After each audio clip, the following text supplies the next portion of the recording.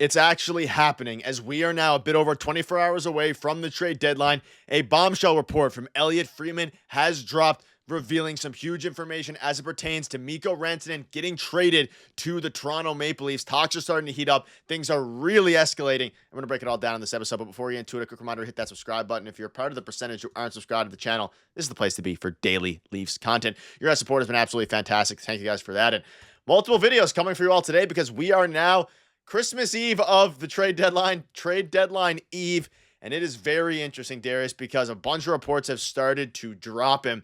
I would suspect a ton of moves are going to go on today, but man, oh man, is today going to be a wild one. Let's dive right into the report that dropped, and it is surrounding Mikko Rantanen, specifically late last night. We're going to pretend that game against Vegas didn't happen for a second here because obviously a pretty rough loss against the Vegas Golden Knights, which will hopefully propel Brad Treliving a little bit here to get some more moves done. But that aside, you can see this here. According to multiple sources, the Carolina Hurricanes are doing their Mikko Rantanen due diligence, checking out potential returns as either a rental or with an extension, assuming he's willing to sign anywhere before July 1st. And it was crickets as it pertains to Mikko Rantanen for the past week, and then things really started to pick up last night into this morning.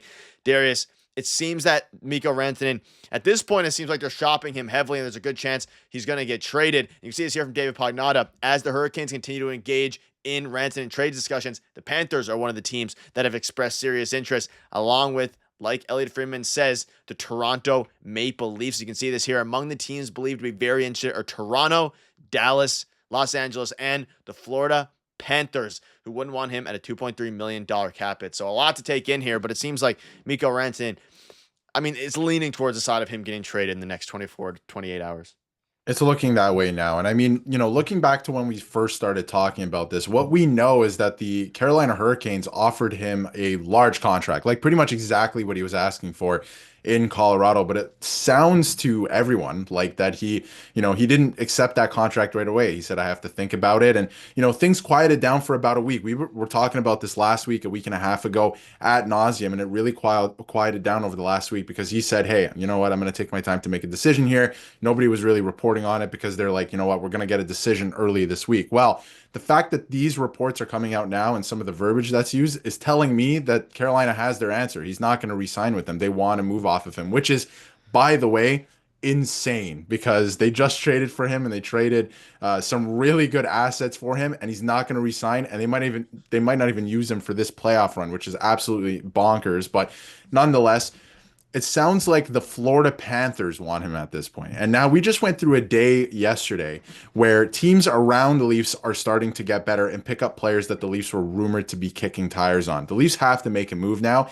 And I keep talking about how in past deadlines, the Boston Bruins, I feel like sometimes they pick up players not only because they think they'll fit with the team, but so other teams don't pick them up in the division. They just want to scoop up all these players. And I feel like they did that even last year. So I think that the Leafs have to go out and do something substantial at this point because Tampa Bay got a lot better. They're playing some good hockey. Florida got a little bit better on the back end, adding Seth Jones. If they end up adding Rantanen mixed with Matthew Tkachuk being on LTIR, that could spell a lot of trouble for the Leafs if they stand pat. And after what we saw last night and the last couple games, honestly, there's no world where the Leafs can stand pat. They have to upgrade at these positions. Yeah, and the Rantanen thing, let's keep in mind now, this report is from Elliotte Friedman. You have one from David Pagnotta, and you also had one last night late from Darren Dreger saying Carolina basically has asked around the league, canvassed the league this week, gauging level of interest in Mikko Rantanen. So it seems like they have their answer there. And as it pertains to the Leafs, if you're fighting with, again, Toronto, Dallas, the Kings, and you can add the Panthers into that mix, you can see here who wouldn't want him at a $2.3 million cap hit if Carolina retained 50% of Rantanen's salary, but a trade return would be much better for the Hurricanes if Rantanen agreed an extension with the new team, something else everyone's trying to determine. So I'm hoping later today we'll get some more info on this.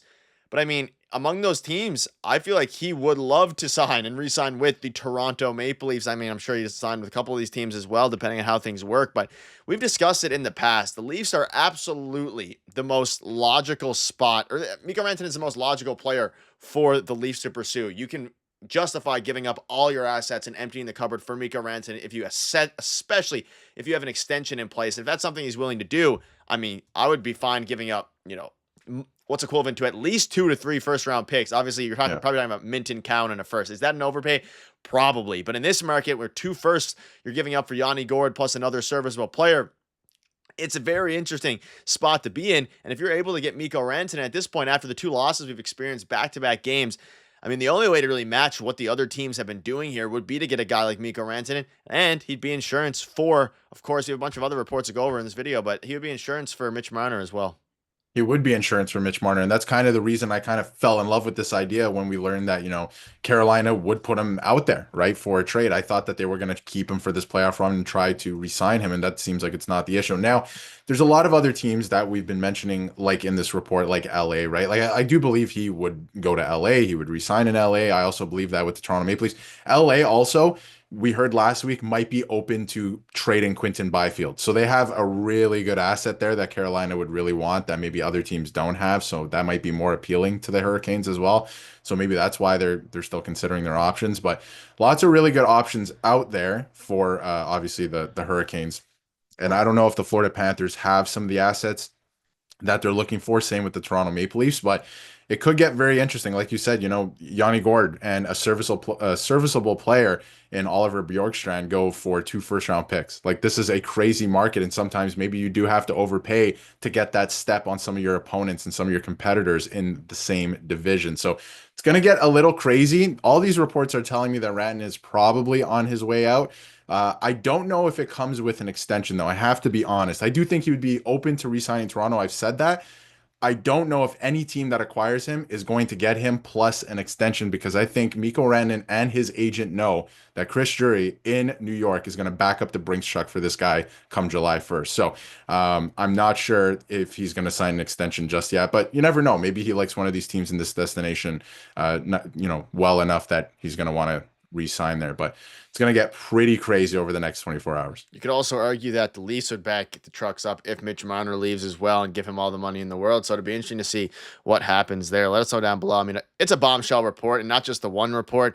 Things are quiet, and then we're talking about 1, 2, 3, multiple, 4 even reports, 5, because there's also, Frank Silvani, a bunch of other reporters talking about it, Darren Dreger. So let's let down below your thoughts are on that. And talking about from Chris Johnson here on the Insider Trading, talking about Mikko Rantanen, add him to the list of reporters who talked about it. We can't say with 100% certainty he'll be moved, but certainly what we can say now is that the Hurricanes appear to be upping their efforts to at least see what the market looks like for Mikko Rantanen. And we've seen this before. The NHL is fairly predictable when it comes to their reporting, in the sense of when they start to report a player's name over and over again from multiple reporters, usually that player ends up leaving, whether that be Jake Evans the morning of saying that they're probably shifting their efforts into an extension, or of course players like, I'm sure that Scott Laughton will eventually get traded, but even today we saw some trades with Yanni Gourde. His name escalated in the morning because we had a video on it yesterday morning, and then he got traded just a few hours later. So Mikko Rantanen might be a trade that goes down to the wire, but we didn't think if it was this late into the trade deadline that Mikko was going to get traded. Things completely flipped late last night and into this morning. It's going to be very interesting to see what they do. And feel free to pause and read this. It's another update from Darren Dreger on Insider Trading. This one is a little bit wild, and we're going to have videos covering it. He basically says a bunch of different things. There was a crazy take about the Blues not accepting like a Eason Cowan and Fraser Minton headline trade for Braden Shen, which is absurd. Brock Nelson's a name that keeps popping up that the Leafs are involved in, though I think he probably ends up going to Winnipeg. There's a lot of different ones there, but it is one of the most active and exciting trade deadlines that we have seen in the past few years, because for the first time in a very long time, at least it pertains to the Leafs are in on one of the best players in the NHL, and he seems to be available. And it seems like it would be a bit heartbreaking, honestly, at this point, if Mikko Rantanen gets traded and it's not to the Toronto Maple Leafs. It's fine if they decide to keep him, but if he gets traded and he lands up somewhere else, Leafs fans are going to be wondering and seeing what the offer is. And unless it's a Quinton Byfield headline offer, you'd like to think the Leafs would literally trade everything possible to get this player. Yeah, which is unfortunate. I think Brad Treliving said, at the start of this week, let's, manage expectations to a degree, right? But I think for this reason, if he doesn't end up coming to the Leafs, but I think it would be a massive, massive, heartbreaking disappointment scenario if he goes to the Florida Panthers at this point. That would be awful for the Leafs' chances, and no matter who they get or what move they end up making. That's another name off the board that's going to your division and a team that you're probably going to see either in the first or the second round, depending how things shake out by the end of the season. So like I said with the Bruins, it seems like every year they scoop up these players just to make sure that the Leafs, the Lightning, and any other teams don't get them. I feel like the Leafs might have to pull off a move like that here. And honestly, like we've been talking about and I talked about last week, this is an insurance policy for if Mitch Marner does end up walking. You can re-sign Mikko Rantanen. Again, he would have to want to re-sign here. But again, I think that it could be an insurance policy. And at the same time, you're adding a player, an elite player in this league who can also play center if need be. So